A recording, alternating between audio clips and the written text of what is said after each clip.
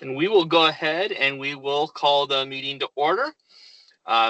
First order of business, my fellow committee members, you may realize that we have new support staff and staff liaisons at the district office. So I am excited to introduce Dr. Cupid McCoy, who will be our staff liaison, and Miss Rude, who will be our administrative secretary, joining us.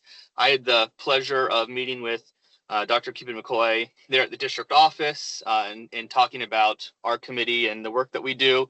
And I'm excited about working with them in this new role. So welcome to the audit committee. Thank you, sir.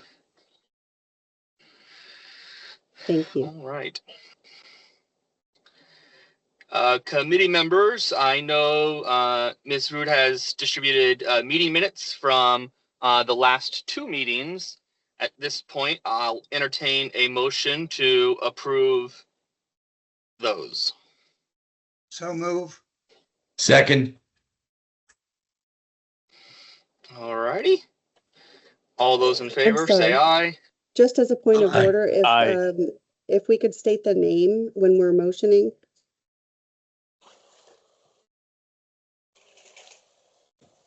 I Mr. Root, I think second I had Paul Cohen. And your motion was from Mr. Forbes. Forbes, got it. Thank you.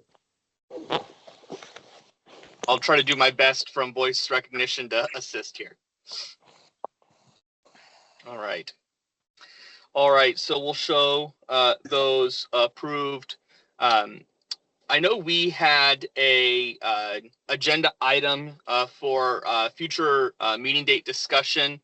At this point, we have a quarterly meeting cadence.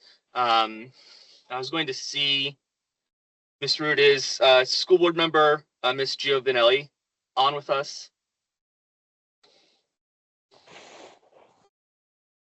I do not see her. Okay. So committee members, just a heads up, the discussion about setting the future meeting dates was going to rely on feedback from the school board, and we know that some of that's going to have to wait till after the reorganization period anyway.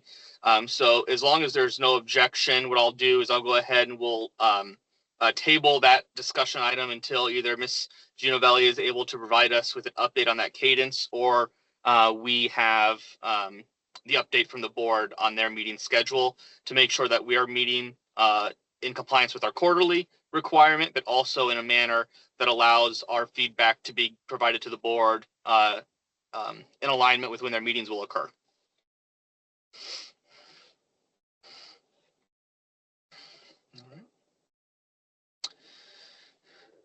With that, the next item on the agenda is board member comments. And with Ms. Giovanelli not being present, we'll move to the next item, which was superintendent comments. I don't think Mr. or Dr. Carlin is here, but I think Dr. Savage is, if Dr. Savage had anything he wanted to provide instead. Hi there, And Chairman. if I could just say something, Mr. Chairman, Ms. Giovanelli is getting on, just so that you are aware. Wonderful. Oh, perfect. Thank you. Yep. And I am on behalf of Dr. Carlin. I just want to again thank the audit committee for their leadership here, as well as welcome our new staff liaison, Dr. Cupid McCoy, and obviously Ms. Rude kind of supporting from a support staff standpoint as well. This is a commitment to us to basically, rather than having kind of the audits viewed through kind of the one lens of the prior, the way it had been, this is to attempt to kind of integrate this more as a global strategy. So just really wanted to kind of highlight the why behind that, is that our strategy division is really responsible not just for the long-term outcomes of the organization through development of strategy, but also through defining a way of work and to help support a way of work. One of the most common examples of this I can give you is an absence of standard operating procedures. And it's so important that when you find repeat audit findings that demonstrate a lack of written, memorialized approach to your work, you don't then leave it up to 50 individual departments to do that in a vacuum where what they think a defined way of work and standard operating procedures would reflect. So for us, strategy made the most sense to kind of support that. And so I just want to make the audit committee aware of why Dr. Cupid McCoy was able to do that, and why we also wanted more organizational independence. Our primary audit functions, as for those who are aware, lived in our finance area, our business services division, and that was where our internal auditor and we called it our internal auditor, but we recognized that was confusing because the internal auditor for the district is really the board's auditor, and that was often confusing to folks who would come and try to analyze.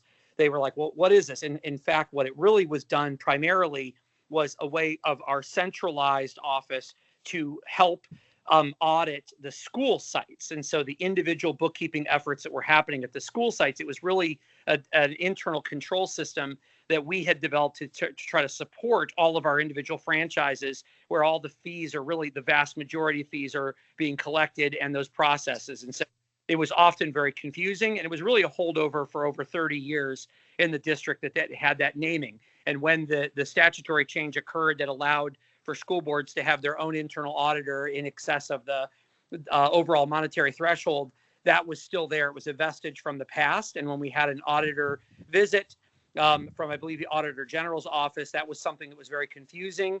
And it also even confused when our clerk of courts observed. They were conflating what we called our director of internal audit with the board's auditor, which is in fact RSM is the board's auditor. So then these are things that we're just doing to try to be responsive to those pieces. But I wanted to make you all aware of why those things were done and why we're very happy to have now Dr. Cupid McCoy, who not only does her division now take our liaison with that for compliance, but we have an organized system we are building to basically track and stay ahead of and be responsive with clear ownership. And so just really wanted the audit committee to be aware of those organizational shifts that we have made to try to be more responsive to the significant number of different audits, and to kind of embrace it as a real organizational mindset around improvement, identifying problem areas and then putting resources and structure to support that improvement, to improving our internal controls. So anywho, that's all I have on behalf of the superintendent today. Obviously, I don't want to step over a board member if they had anything to add as she joins us, but thank you so much for having me in Dr. Carlin's stead. Thank you, Dr. Savage. And then, yes, with Ms. Giovanelli joining us, we'll go ahead and jump back to board member comments. Ms. Giovanelli, welcome, and open the floor for any comments that you had. Yes. Can you hear me? I want to make sure that you can hear me. We got you loud and clear. Great. Thank you. So, and I was just going to jump in and piggyback off of what Dr. Savage said regarding the clerk of court and Kevin Carnes piece of that. And that was really kind of initiated through Kevin Carnes, but as well as Dr. Carlin. The board decided to look into that further last night. And my point was also for me was about working on getting our board auditor in place before we decided to add another element to our processes. And we obviously, as some of you that's been on this audit committee for a while, you know that our action plans have not been very, I don't know, there hasn't been any. It's the lack of. So I'm excited that Dr. Cupid McCoy is going to probably elaborate more on that as well. But we have a great process in place right now. It's the planning is the after RSM does their work, the action plan after. And so that's where Dr. Cupid McCoy is coming in and has a plan on that. And she explained that yesterday real well. And I'd like to see, to recommend y'all to go see that and view that in the video if you haven't already, because it's going to be really good. But she'll probably elaborate more on that, and I'll just leave it at that. But right now, at the moment, we do not we did not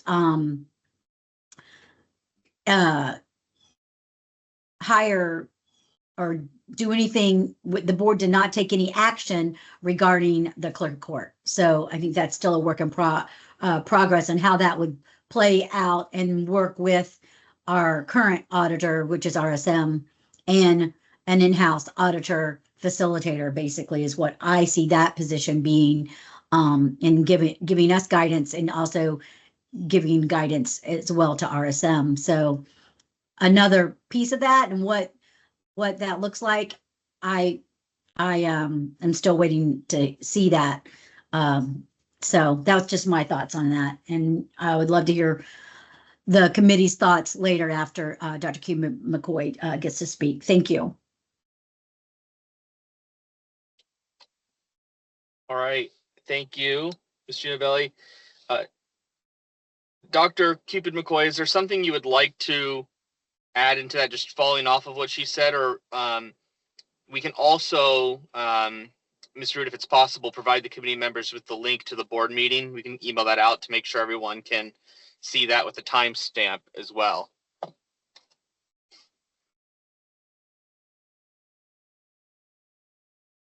Thank you, Chair. Very quickly, I'll just reiterate what's important for us is the after actions, right? So after we receive recommendations, what are we doing in between? What are the internal controls that are being put in place? How are we testing those from a local perspective to make sure that they are in fact effective? And if they're not, what are we doing about them? And that only occurs with certain things in place, the identification of owners of the bodies of work and very specific action steps with detailed timelines so that we hold each other accountable for getting the work done.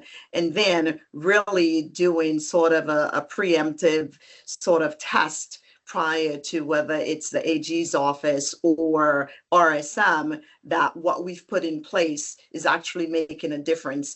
Is what we're attempting to do is to change the organizational perspective in terms of audits from one that has a negative connotation to one that actually sees the value of how an audit really helps us as an organization be more effective with our way of work and help improve and or increase productivity. I think that's all I'm going to share for now, sir. And thank you, Ms. Giovanelli. And we'll be sure to get the link to the board meeting to the committee members. Thank you. Thank you very much. All right. All right, next item that we had on the agenda that was published for everybody will be a presentation of Sunshine Law and Robert's Rules. This is something that in talking with Dr. Cupid McCoy, just it's good best practice. I know many of my fellow committee members here, it's something that they have experience with. They've served on numerous of these committees. And so I know Ms. Dupree-Bruno is not going to go through every letter of statute on this, but just as a good refresher to make sure that we're all in good shape as we continue to operate and work together. So Ms. Dupree-Bruno, I will turn it over to you.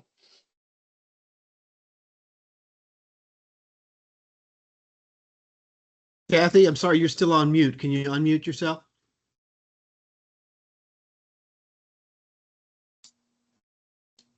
Thank you. I know that the committee is very familiar with the Sunshine Law and the Public Records Law, so I'm going to be very brief in my presentation. Let me share my screen. Can everybody see it? I can see it. Wonderful. You got it. So again, I'm going to be very, very brief because I know that this committee is very familiar.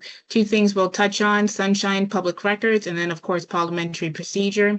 We know that these meetings are considered Sunshine meetings, basically meetings or discussions between two or more committee members, and we need to be very, very careful that all of our meetings are done in a publicly noticed meeting, and that is properly advertised so that the public can attend if they choose to.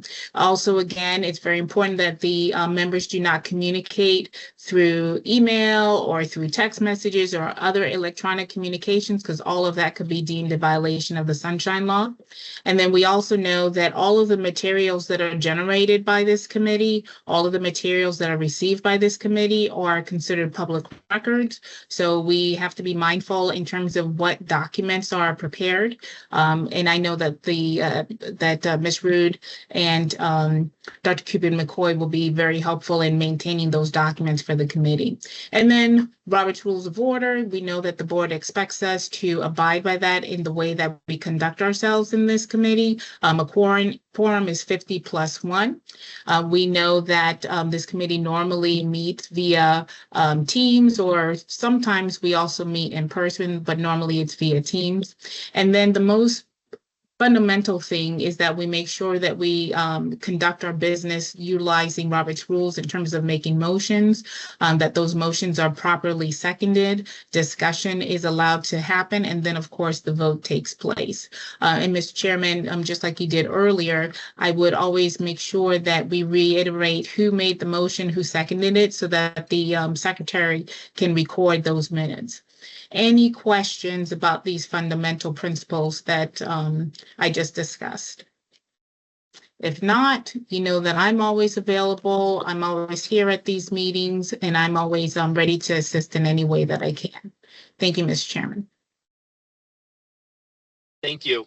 And I know this is something that Mr. Cohen has done before, but if there's any content that you do want to communicate to the entire committee, if you do share that to Ms. Rude, she can distribute that in a way that's fully compliant with Sunshine.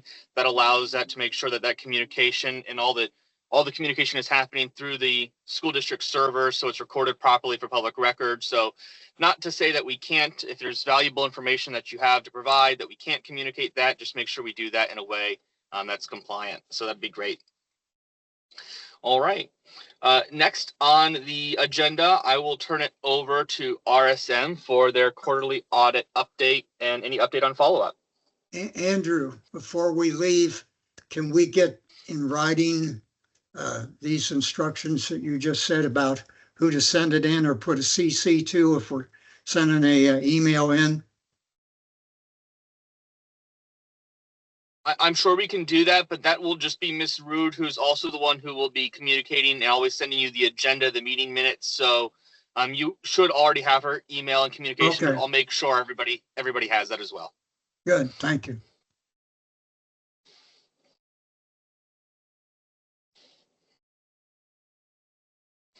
All right. Perfect. All right, Now, would you Mr. like Chair, to- would you like RSM to go now? Yes, yeah, I didn't know who was going to take the lead All over there, right. but yes, RSM, Yes. the floor is yours. Good. Thank you, Mr. Chair. Good evening. Matt Blondell, Director with RSM, serving as the Board Internal Auditor here. So quick update this evening. If you all will recall, we just recently finished our audit plan from the last year. And we had a few discussions with this committee back in July, 2 different meetings to set away or square away our proposed internal audit plan for this year. And then, of course, we presented the final reports of ESE follow-up and then the cybersecurity incident response back in August to the board, in early August. And then in early September, the board approved officially our statement of work for the current year audit plan, which will include 3 audits as well as follow-up and a risk assessment. The 3 audits being sensitive data protection, contract administration, and budgeting. So we are just now getting started with our audit plan, and we have, at the time of our last dashboard, which was back in early September, we hadn't established our start dates yet, but we've since communicated that with the district, and our start dates now are, we're going to be kicking off contract administration in October. So very shortly here, we'll be actually sending out our initial requests for kickoff meetings with contract administration this week. And then we're aiming to start the sensitive data protection work in November, and then moving forward to the budgeting work in January 26th. And then, of course, we'll work through follow-up as estimated completion dates are passing, and that will be a more real-time look into follow-up going forward. Instead of our last couple of years, they've been annual follow-up reports, so we'll be looking at that in much more real time. We'll be coordinating with Dr. Cupid McCoy to make sure that we're keeping on top of things as action plans have been completed. And then finally, on the audit plan this year, we'll be looking at a new risk assessment to develop the next proposed internal audit plan, which will be kicking off in March of 2026. And so that, of course, will be meeting individually with the board members. We'll be meeting individually with these audit committee members here, as well as the superintendent and senior leadership at the district to compile our risk assessment for the next year. So, like I said, very brief update today. We're just getting kicked off with the audit plan for the next year, which will be starting with contract administration very shortly. And we have a dashboard due to the board, so you all should see that this Friday the 10th. So that'll be coming very soon. So great. Certainly happy to answer any Members, questions. Oh, go ahead. Thank you. I was just gonna say, members, any questions of RSM?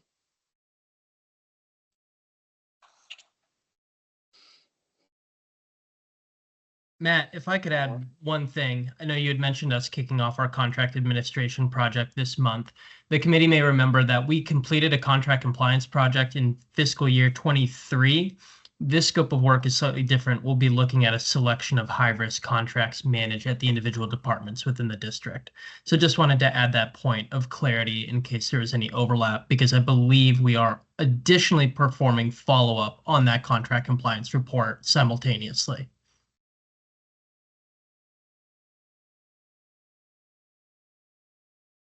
And as far as members of the audit committee, if anyone needs help or pulling that back up, we can get that audit provided to everyone just as we go through this process. Mr. Hughes, this is Butch Soink. Can you explain what a high risk, like what defines high risk? I'm just curious.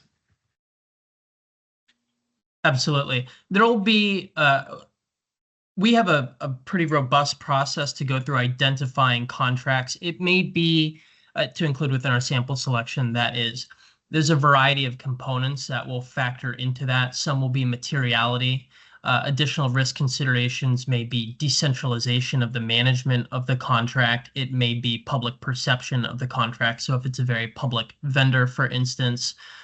So those types of discussions we'll want to certainly take on the district management's feedback in terms of what their perception of high risk is, as well as using some objective data points such as materiality, contract duration, some of those more quantifiable types of data points that go into that selection. Cool. Thank you, sir. Mr. Chair, if I can ask, this is Paul Cohen. A couple of questions.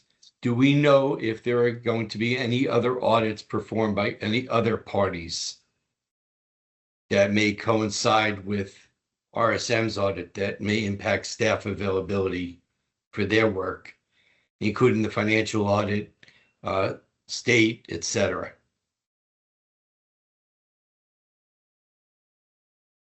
I'm not sure if RSM would be aware of all of those, so I'll also see if Dr. Savage is aware or can provide any context on any additional audits that may be occurring. We actually, I think probably Dr. Cube McCoy could give you even more specific detail, but one of the things that we are attempting to do is to categorize from all the different sources, basically a unified attempt to track all audits that could be in any different area. So it could, whether it's the Auditor General, everything. And so we want to have an all-inclusive, and that includes all open findings from any of those audits across all audit areas. And so Dr. Cube McCoy and her team have actually developed a tracking sheet for all the outstanding findings, as well as any audits that do come available to us. Sorry, I'm outside. So just apologize. That said, Dr. Cube McCoy, do you want to add any color to anything that I've said on that, as well as any particularly impending audits that you're either aware of or presently scheduled audit entry conferences, anything along those lines, ma'am? As of right now, I don't want to misspeak, sir. So I'd like the opportunity to revisit that tool either after this meeting concludes or early tomorrow, and then get all of that accurate information out to the audit committee. I do know that there's a financial audit that's done by Fovis Mazars annually. The time frame for that I don't have in front of me, but I will get that information to you, preferably by close of business tomorrow. And if there's something missing, I will indicate that I do not have that information as of yet.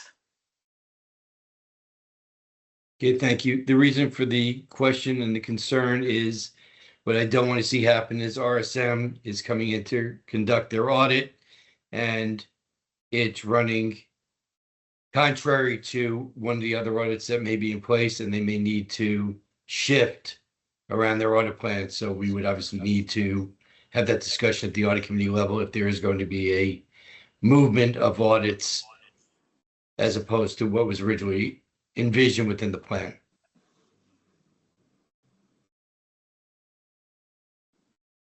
Thank you, Mr. Cohen. And I do know that in our previous conversations with RSM, when we were looking at the content of the audit, we've taken into consideration outstanding and already performed audits and what necessary follow-up is already occurring and work that departments are doing.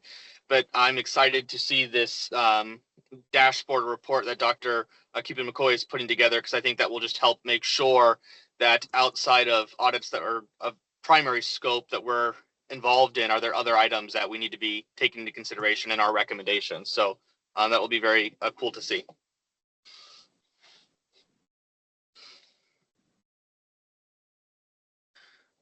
Were there any other questions from members of the committee of RSM at this time?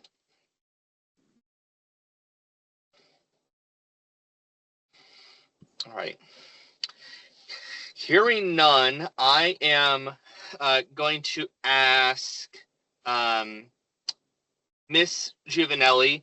I just want to get confirmation, but at this point, we don't have a school board calendar set for anything into the next year. Is that correct?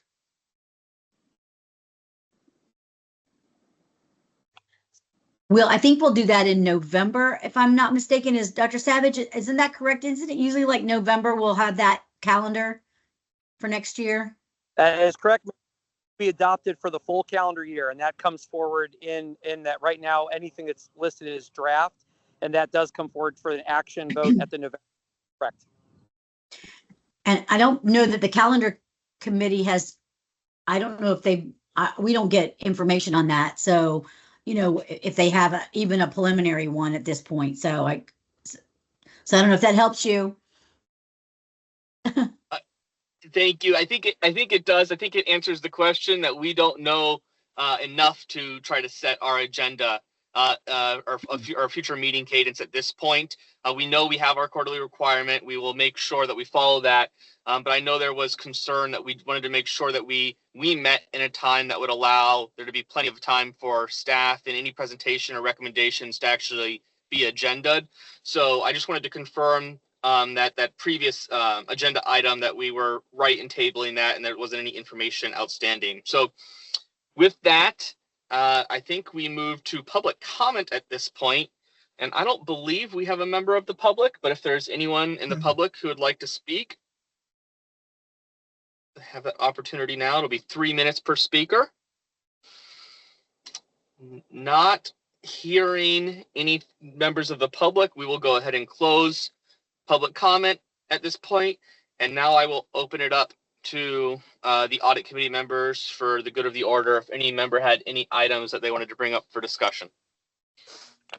Yeah, I have one.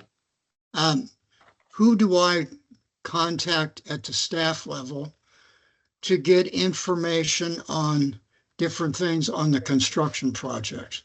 Because I have an interest in that and I want to get information. I want to know who to contact, what the name and his phone number, his or her phone number is. Ms. Rude, correct me if I'm wrong, but I think it would be probably safe to assume we'll start with you and then we'll figure out the scope of the information and what you're able to provide versus what we may need to get from someone else. Yes, feel free to reach out to me and I can get you directed to the right place. So what's your phone number? My phone number is Mr. 239 Pardon? 461 461. 8401. I'll repeat it for you. 239. It's 239 461 8401. I didn't quite. Why don't I give you my I'll phone email number? you. I'll Text email you, okay? Okay, yes, ma'am. Okay. Thank you. And I'll copy Andrew in on it, or the whole committee, whatever you want. You can distribute it. Sounds good. Right. Were there any other items from any other members at this point in time? I did have one question for Miss Giovanelli. She had mentioned something about the clerk of the court. I'm unfamiliar with what the clerk of the court has to do with the district. Just wanted to see if she could maybe elaborate on that. There, the superintendent is wanting to utilize the clerk of court, and the clerk of court is also wanting to do it. They would audit our fraud, waste, and abuse, and have a hotline for that. We already have like a hotline, but they want to have a separate one. They wanted to do a pilot program, and RSM right now is who does our fraud, waste, and abuse if the district sends it to them. That doesn't always happen that way. So that they're wanting to utilize that as another option, so that we would have two, like a whistleblower hotline that would go to the clerk of court, and then we would have we already have a hotline. And like from my opinion and viewpoint on that is we do have a process, and I don't want to confuse anyone, but also out of being transparent, I mean, more options might be good. So, but this is something that I think should be also ran by the audit committee as well, and just to have their input. And if you watch, that's a different link. We do the board has a discussion on it yesterday afternoon as well. So it would just be another avenue for reporting any fraud, waste, and abuse. However, we don't know how that process would play out. We do have a system already in place, and the legal department controls that. And I don't know if Attorney Bruno is still on here. She could elaborate more on the processes for that for us. But that was an option that the superintendent is wanting to utilize.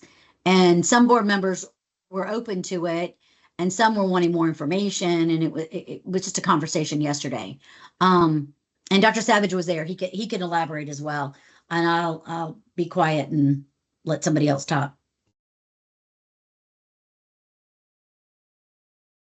I can give a little bit of just a tiny bit more clarification, just on the sense that the clerk of courts essentially serves as the county auditor for the county agencies, including the Board of County Commissioners, sheriff, so forth, all the county tax collector, you name it. So essentially, there was some engagement. Our board has contemplated for many years now some type of relationship with the clerk of courts. And it's had various different iterations or ideas, things such as all the way from courts, some type of agreement where the clerk of courts would serve as the board's auditor, all the way through conduct exploratory things such as the pilot thing that Ms. Giovanelli referenced, that was also contemplated. The board had some informal conversation related to, kind of discussing their general interest or lack thereof. And then essentially from that standpoint, we're gonna be entertaining either some type of board workshop or some type of draft agreement of some kind that the board would have an opportunity to look at, react to, or have the attorney craft on our end. If they have some type of formal arrangement they would want, even for a pilot, there's just,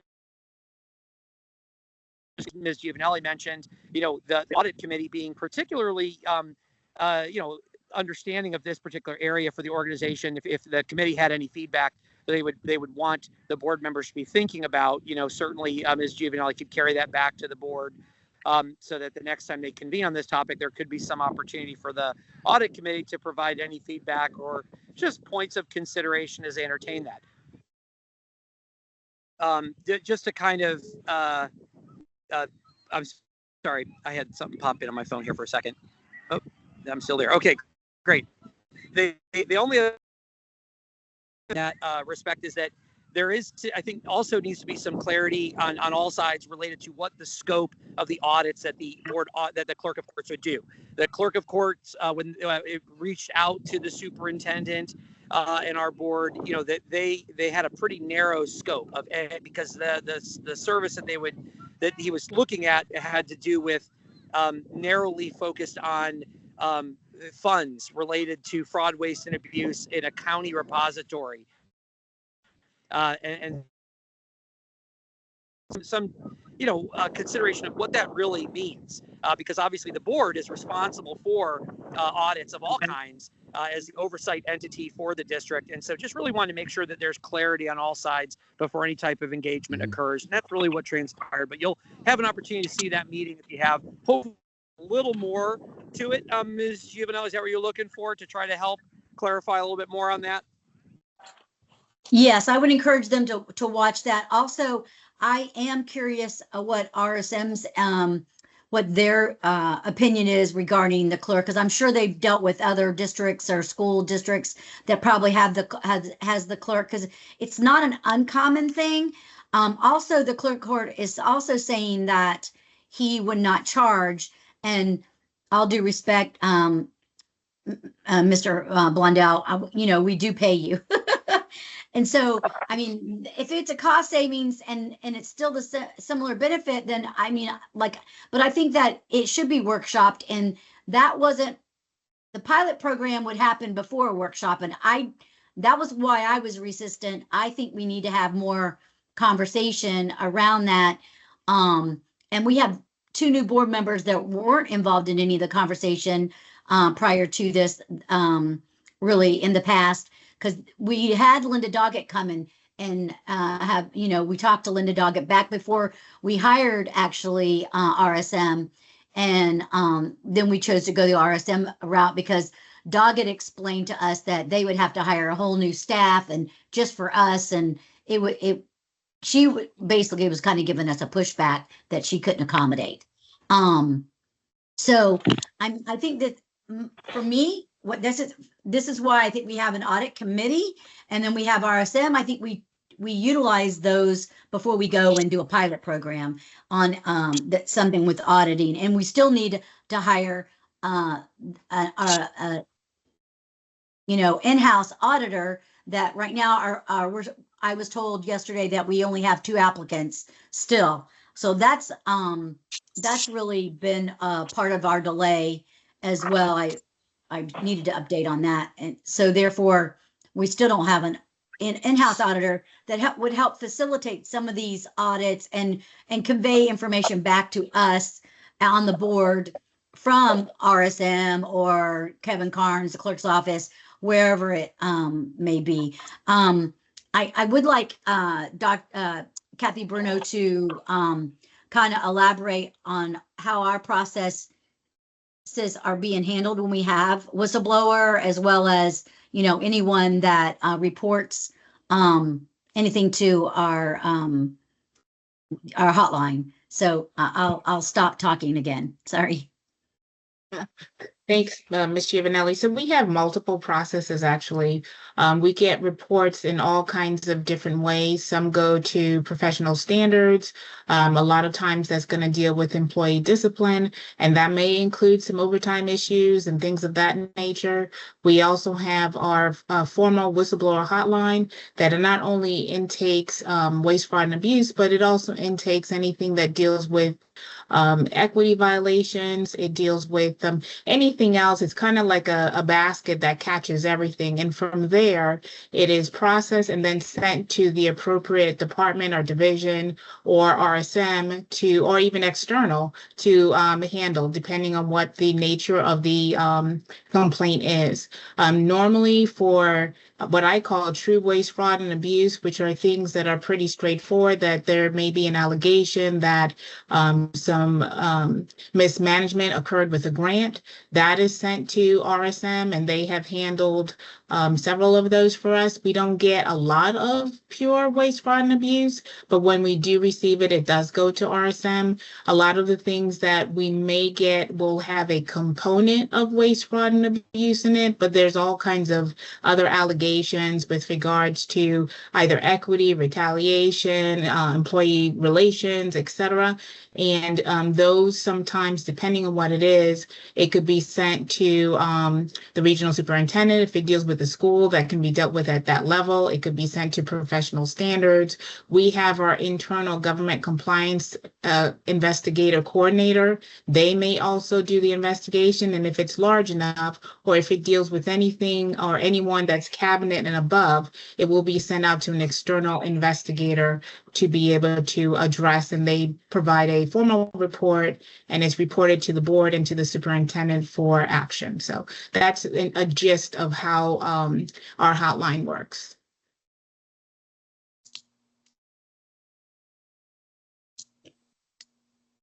So Mr. Swank, I guess I'll go back to you and say, are you satisfied? Does that answer your questions on that, on what that process looks like? Yes, sir. I mean, it just sounds like a good idea. It's always good to have a third party look at stuff. Auditing yourself is kind of self-defeating. So just clever idea. That was it. So thank you. And then Ms. Giovanelli, I know you mentioned that the board is already having discussion on this, and I think Dr. Savage mentioned the potential of a workshop or some sort of further conversation. And so is that something that you're looking for this committee to make a recommendation on prior to? And if so, do you have a timeline for when those conversations or actions would be occurring? I'm going to say, well, hopefully it would happen probably by the next meeting, which is in the beginning of November, but or because it'll probably would be that workshop if we get that far with this. But I think this is the conversation that I would rather y'all have amongst yourselves. I don't want to be totally guiding you because the board didn't ask me to come and tell you. I took it upon myself to tell you about it. This is an audit committee, and therefore I am very transparent and believe that the audit committee should be involved in anything that is all audit. And this is, to me, one thing. And even when the board has a workshop on it, I still would hope that we would, let you know that that's happening and just get your input involved, and your thoughts on it. So that's the same here. I would love to hear. That's why I wanted it explained to you as best that we could, and just get your thoughts and input. I just know we are audited by all different parties, third parties, the Florida State Auditor, different times of the year. We are audited, but sometimes it's just compliance, and then what happens after the audit is not always a great action plan or lack thereof in the past. So I believe in this committee, so I just would rather have more input and direction from you that I can take back to the board as well on, so if that, I hope that, I don't know if that helps, because I'm asking for your thoughts and ideas. And then if you want me to take it back, I will, but I don't want to be the one saying, I want y'all to give me, give me something to take back to the board. I want you to have that conversation first. Does that make sense? Yes, and thank you. And then to my committee members, I'll open this up then just for discussion amongst ourselves at this point. And I'll kick things off by saying, I am always open to any opportunity for there to be one, a free to the district, but a additional resource when it comes to waste, fraud, and abuse. And so I would say I'm open to that, but I think without having any of the details, and it sounds like there's some very specific scope to what the clerk's office is looking to do compared to all of what Ms. Dupuy Bruno explained that's currently going on. I think it would be difficult. I personally would find it difficult to issue any opinion or judgment without additional details. And I think from a timeline standpoint, we're going to be crunched to get something agenda, get details from the clerk's office before the school board were to meet.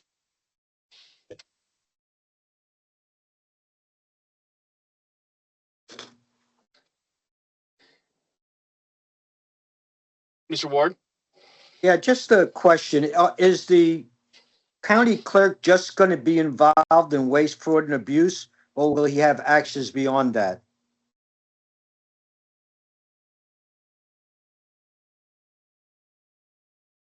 My understanding is just fraud, waste, and abuse. Thank you.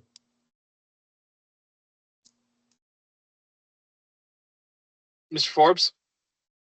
Yeah, one of the key things in waste, fraud, and abuse is you really need to keep it quiet till you have the investigation done. Because if you bring it out in the public and discuss it, if there is a problem, you're going to make it harder to find it because the people that are committing it get smarter. So I don't know if you've looked at that. I would like to think you have, but if you haven't, you better. Yeah, Mr. Dupuy Bruno? I think Oh, Mr. you're Cohen muted. had his hand up prior to me. It's quite all right, Okay. Mr. Bruno. I'm more than happy to wait till you pose your questions and then I'll chime in.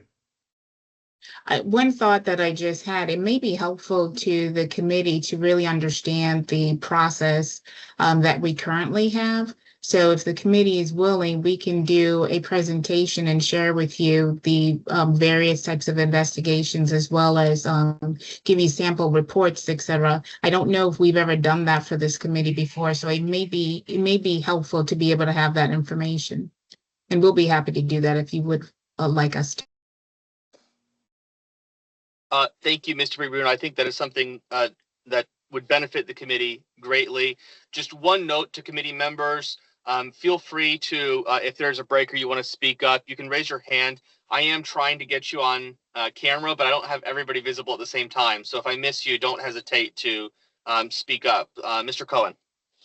Yes, I'm hearing a few things that I think we need to get our arms around, and I'm glad I waited till Ms. Bruno finished. I think organizationally, I think we need to get our better hands around everything, because there are certain investigations that are best served through legal versus the clerk's office. The other thing is, from what I understand from Ms. Giovanelli, is the board auditor. It sounds like Ms. McCoy has really made significant strides towards putting together a audit tracking mechanism, and now it could potentially be muddied by bringing in a board auditor. Whereas now we have a process that could be very well streamlined.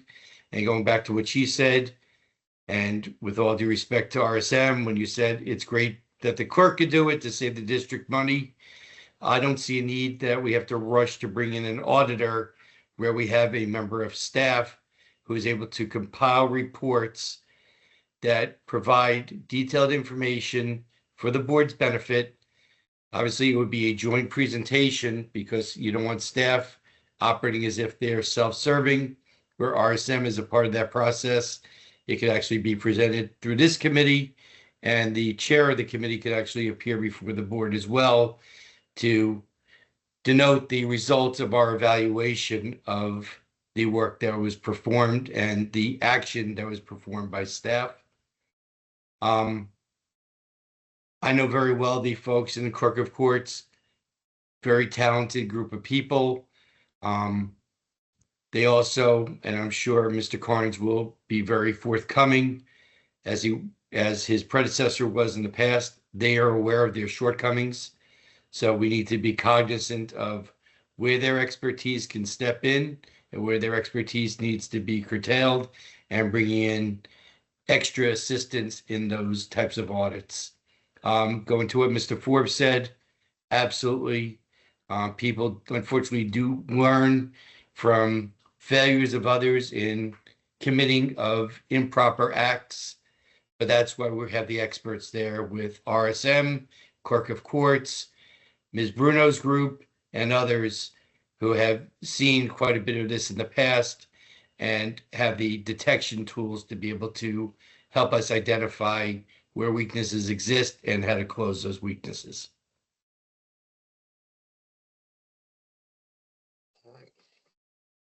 Thank you. So then, yeah, thank you, Mr. Cohen. So taking that feedback, it sounds like Ms. Bruno, the committee would very much like to take you up on that offer of understanding your current process.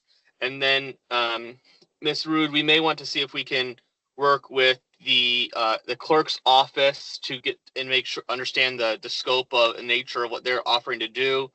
And then, Mr. Cohen, was it were you suggesting that where were you suggesting RSM be involved in that conversation? Where their expertise best serves the district, according to the board, there may be certain avenues that they may be able to assist with. I'm sure they have experts in fraud detection and other types of audit where they could provide assistance if the other two groups are not fully equipped to perform that type of evaluation or assessment. And obviously that's ultimately a board decision. Correct. I'll throw this out then to or Mr. Bruno. I was just going to add that when it comes to waste, fraud, and abuse, as I said earlier, RSM is the one that actually handles that for the district. So they've had multiple investigations that they have done to detect and decipher whether or not there was true waste, fraud, and abuse. And one other thing, and I would like some direction from the committee, one other thing that I just realized is that the committee has not really been provided or afforded the results and the reports of different investigations. So my question is, does the committee want to have a copy of those, and what type of investigations does the committee want?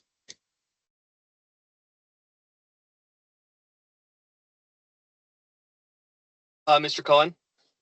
Speaking for myself, obviously, I'd like to see as many as possible, recognizing, though, that some of those investigations are highly confidential. So I would leave it to you, Ms. Bruno, what you feel is appropriate for us to have in our possession and how we gain that into our possession, whether it's a verbal discussion or if we are entitled to any written documentation. Mr. Bruno, I guess to scope, it's difficult to answer that fully without knowing the nature of what that could be. But I would, again, defer to your judgment on anything that aligns with the scope that audits are occurring, because that can help this committee make a recommendation in future areas of auditor concern when it comes to those types of things. And, you know, I understand that that's broad in the nature that we've talked of everything from bus inventory parts to HR related items and, you know, back and forth all across the district. So I think it'd be difficult for us to try to answer that, but except to say that we'd let you use your judgment and what you think is appropriate and err on the side of sharing over not. I would just chime in and say I'm not personally interested in any kind of personnel matters. I think that's purely the district's business. So I would be more interested in financial matters or the fraud, waste, and abuse. I think those are probably the two most pertinent to what we're doing here.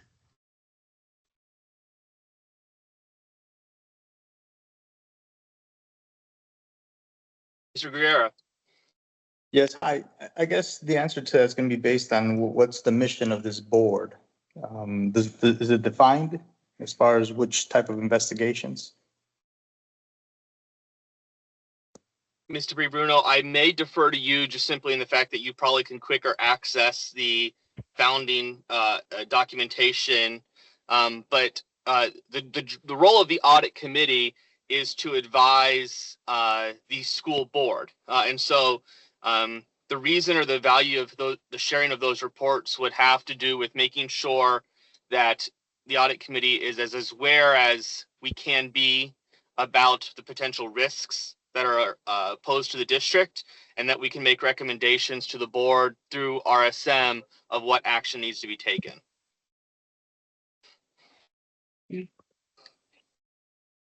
And normally systems and operations as well as finances encompassed, but I think I do have a good idea as to what would be helpful to the committee. A little bit less in terms of the personnel, but more in terms of anything that was waste, fraud, and abuse, or anything that dealt with financial or perhaps systemic operational issues. So those are the things that I will look for and be able to share with the committee. And after a certain time, all of those become public record. So I'll find the ones that are available to be able to share the entire document for your review. Ms. Giovanelli. Thank you. So, and that's what I was going to bring up is that even personnel matters are all public record technically, but I think the plan would be to understand what we have presently in how our hotline works in our legal department and how they process those whistleblower matters and fraud, waste, and abuse, what happens now. And then second, then I would say that determining how the clerk's office could be utilized for the best interest of us. But as a board, basically what we have is oversight, and this is part of oversight, even what the clerk's office is. That the pilot program, the way I wasn't really getting any information. It was just that the superintendent was going to pilot it and run it herself, and I say her, but the staff, it would be something that way. And then I felt that the board was losing that oversight piece of that. So that's why I recommended having a whole workshop to understand how the superintendent thought that we should utilize that, and if the board should utilize the clerk's office that way, because I felt like we were being circumvented, and I wasn't the only one that felt that. And so we have to, I feel that we have to be very careful in that, because if the board gets circumvented, then you're going to be circumvented as well, the audit committee, because if we don't have the information, then you won't get it. And that was my concern, was the process. I don't want to eliminate we finally have a pretty well-oiled machine right now with our hotline and fraud, waste, and abuse, RSM. Everybody has their part. The action plan was the piece that was missing, that I'm excited that Dr. Kim McCoy is going to implement and get that going. Also, I think that it was important to note the board has to direct the clerk to do something. It can't just be directed by the superintendent. And that was a piece that was missing, I feel. And that was clarified. And actually,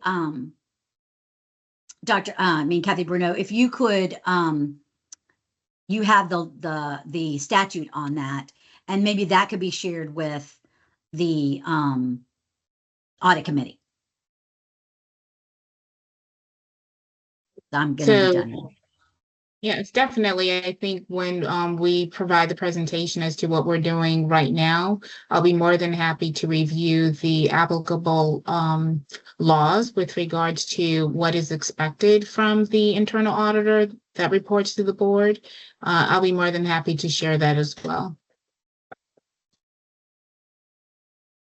Thank you, because I do think that they need to have an understanding of what is happening now and how to help us understand how the clerk court would fit into this process. Thank you.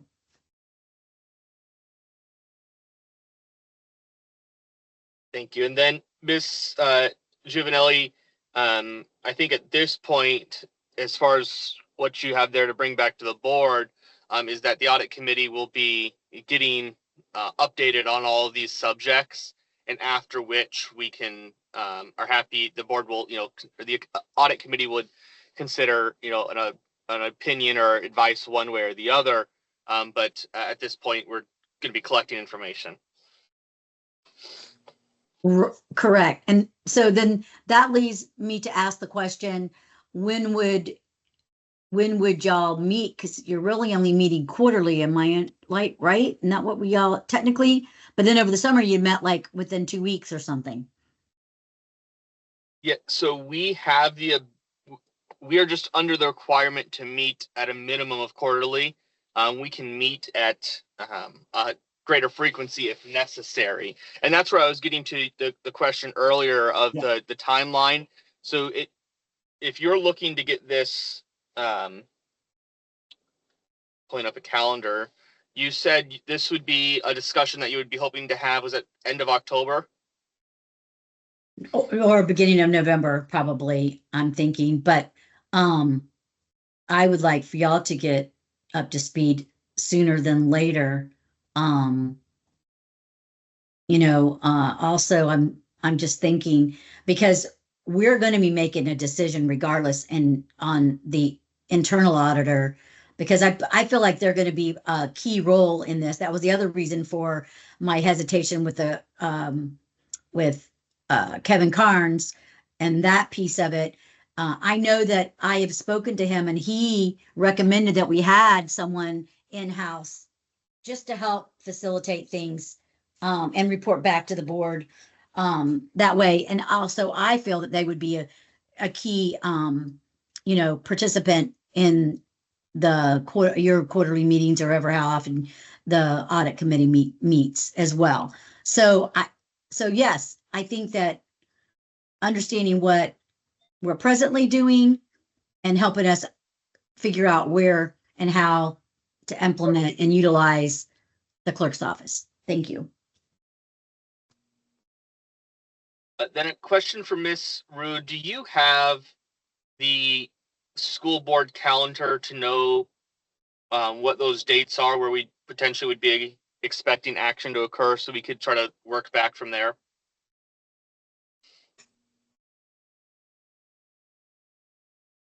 So my calendar for the board meeting dates, the next one would be November 4th, and then the one after that is December 9th.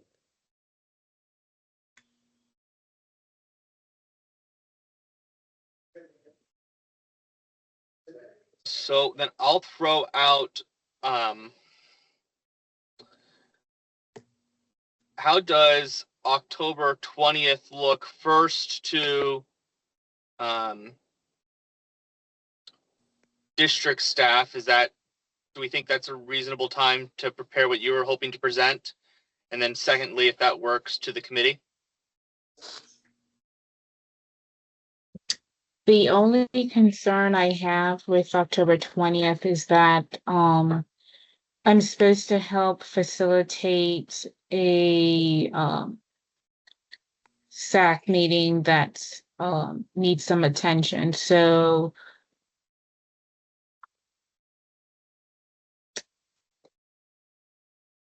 if another date is possible, that would be better.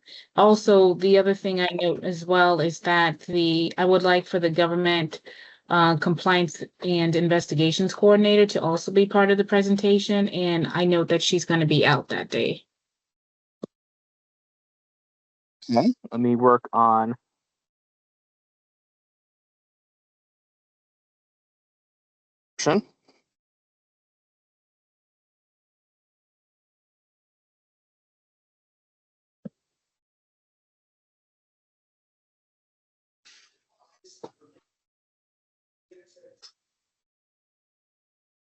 So unfortunately, I'm trying to balance. I'll be out of the country for the tail end of October, so trying to balance that. I think that pushes my next available date to the 30th, which would probably be sufficient time to pull everything together.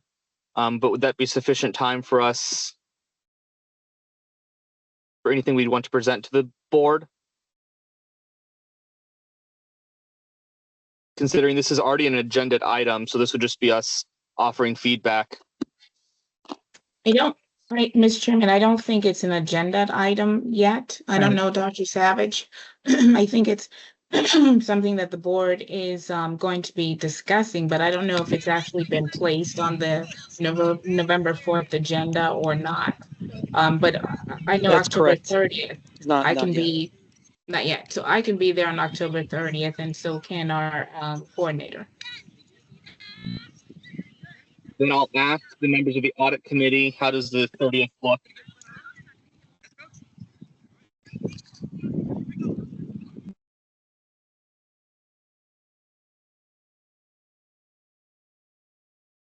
I'm open for that date.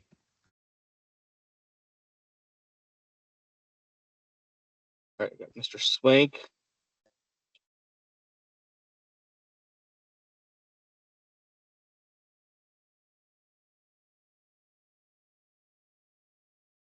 See Mr. Cohen looking at his calendar now. Yeah, I'm open for that date, Dan Severson. Okay. Mr. Severson. Mr. I Ward, look Mr. good. Forbes. I should be fine. I look good for that date as well. Okay. Then we'll move forward. And just for proper process, could I entertain a motion to schedule our next meeting for October 30th at 5:30 p.m. on Teams?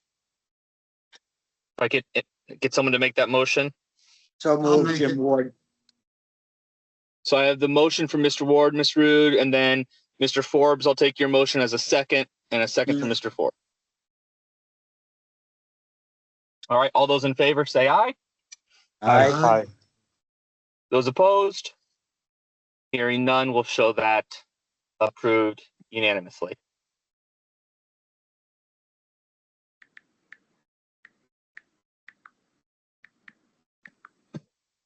All right. At this point, the